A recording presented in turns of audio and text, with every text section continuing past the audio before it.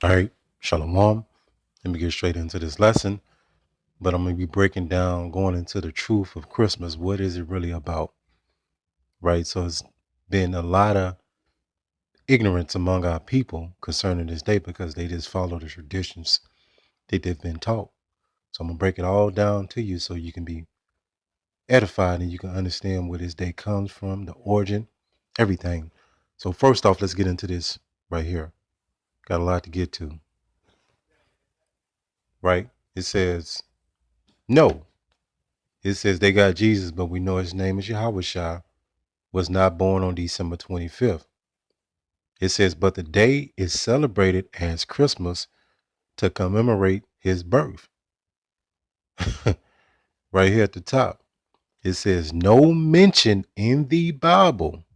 The Bible doesn't specify the date or time of year Yahweh was born. So go to show you that this is a day of idolatry, but I'm going to prove it furthermore. Let's get out into this lesson. I'm just to go pretty deep. So let's go here. So where this come from? Jump right back to this. Let's go to this origin right here, Tammuz. It says at the top, Tammuz is said to have been born on the winter solstice, which is December 25th. Check this out. So this is what people are worshiping, but they just doing it in a different form with so-called white Jesus. They don't even celebrate their idol. They done turn it into something other than what they idolatry is. It's crazy. Right? It says Tammuz was the son of Semiramis, the queen of heaven in Babylon, and was worshipped as the reincarnation of the sun god Nimrod. I want you to remember everything I'm saying. Take notes if you have to. Right? So we know this is the worship of Tammuz. They come in many different names.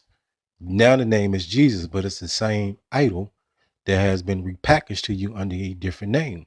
It's the worship of Tammuz, going back into Babylon, the Assyrian Empire, you know what I'm saying, Mesopotamia. But this really comes from Babylon because at this time, let me show you something. During the book of Jeremiah, our people was under the influence of the Babylonians. So let's go here. I'm going to jump back. Let's go to Jeremiah 10 and 2. I'm going to show you this. Give me 1 second, Salakia. 10. Let me start at 1. Okay. Jeremiah 10 and 1. It says, hear ye the word which Yahweh speaketh unto you, O house of Israel, you so-called blacks, Hispanic, and Native Americans that are very stubborn people. Have you taken this day and made it into some folly? You know what I'm saying? And you try to say that it's a family day. You try to use all of these different excuses to justify your idolatry. Jeremiah 10 and 2. Thus said the Lord Yahweh Ba'ashem Yahweh Shai, learn not the way of the heathen. So don't learn Christmas, Easter. This stuff goes back to ancient Babylon. That's why America is known as Babylon the Great, because a lot of the idols and the customs that were done in ancient Babylon with Nimrod were reinfused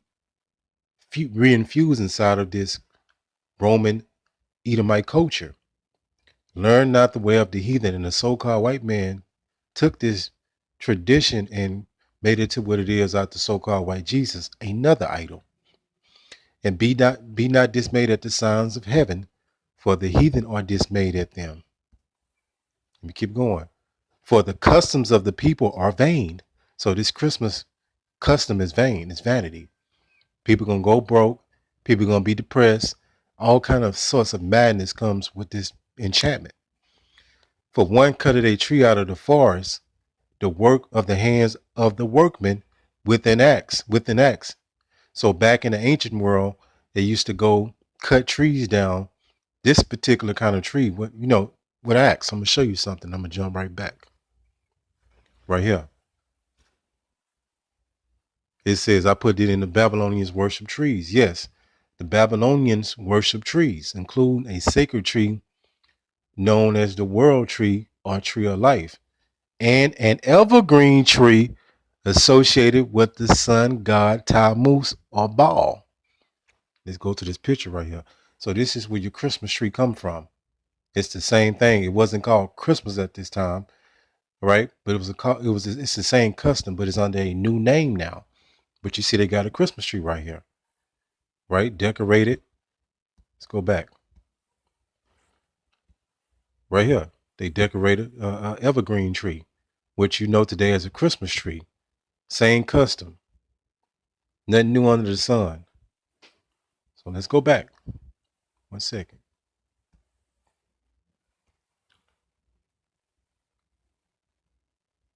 Right here.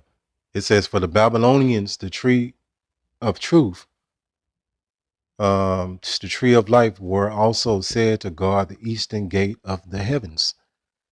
Right? So going back into this scripture right here, this is what they was doing. Our people was under influence of the Babylonians, the Assyrians at this time. Right? Let's go to 4. It says they deck it with silver and gold. The same thing they do with the Christmas tree. They put those little circle balls on it, ornaments of silver and gold, right?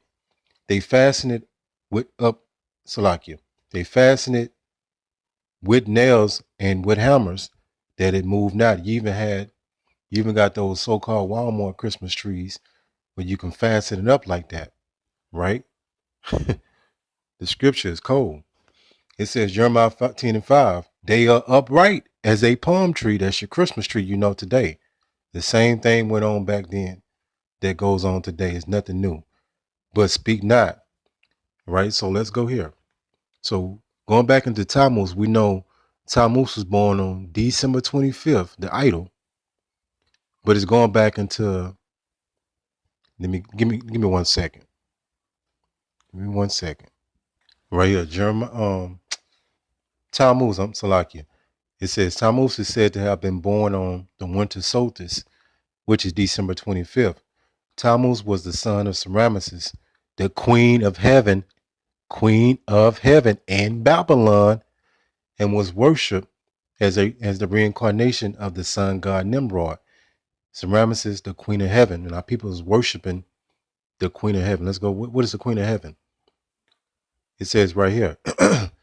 In the Bible, the phrase queen of heaven appears in the book of Jeremiah to refer to the pagan goddess that Jeremiah opposed.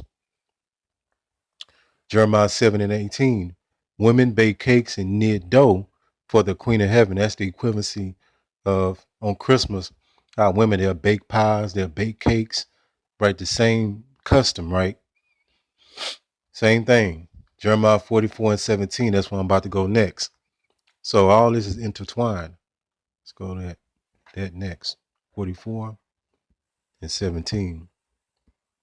Then I'm gonna get into the Ezekiel. I've been reading a lot of Jeremiah and Ezekiel today, and it's a lot of rebellion from our people, the same old idolatry, the stubbornness of our people. It's insane. Jeremiah 44:17.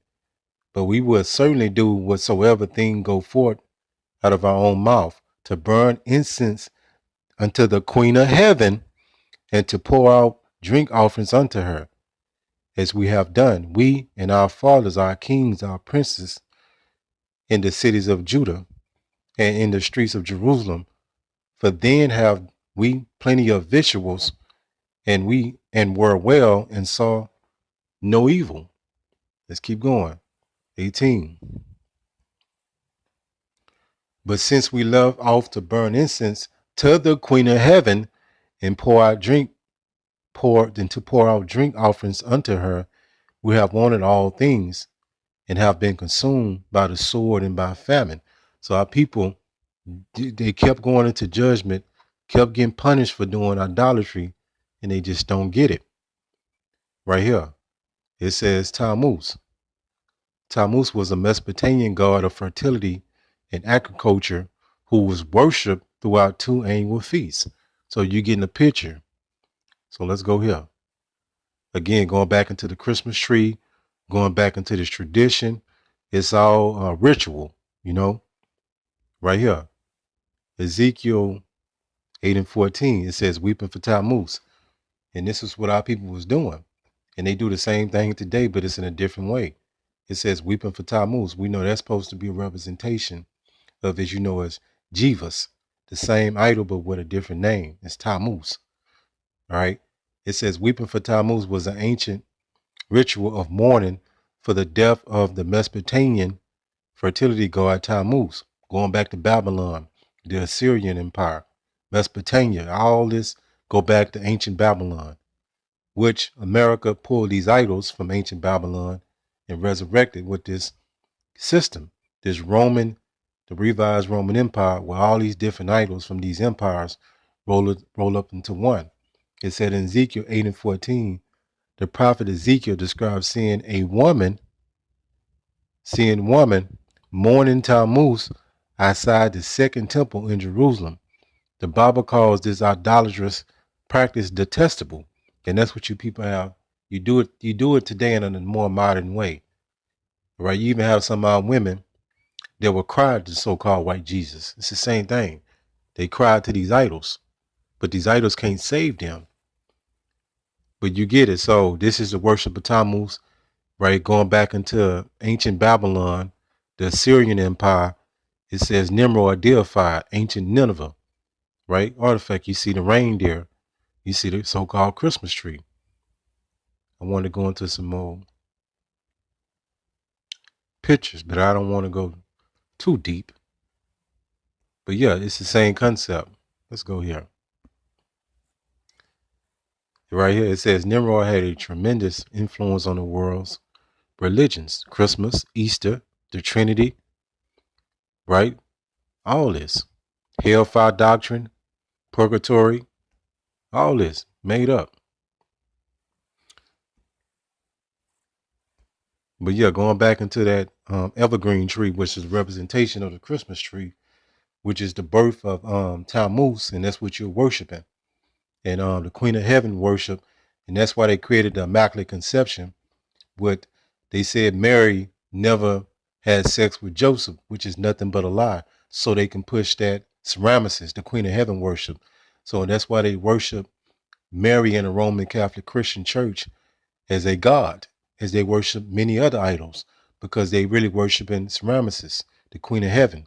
They go by many different names, but it's the same idolatry. You know what I'm saying? It's the same thing. Let's go here. I think I hit everything I wanted to hear. Hit Salakia. Let's get this. I want to make sure I hear everything. And we do this kind of lesson every year. It says right here, the Babylonian Mithra tree. Let's go back into some more images. Right here. It says decorating the Christmas tree, an imitation of ancient pagan rites. Right? But I ain't really got to go too much more into this. You get it.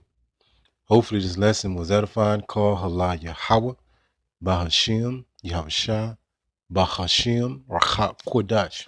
Shalom.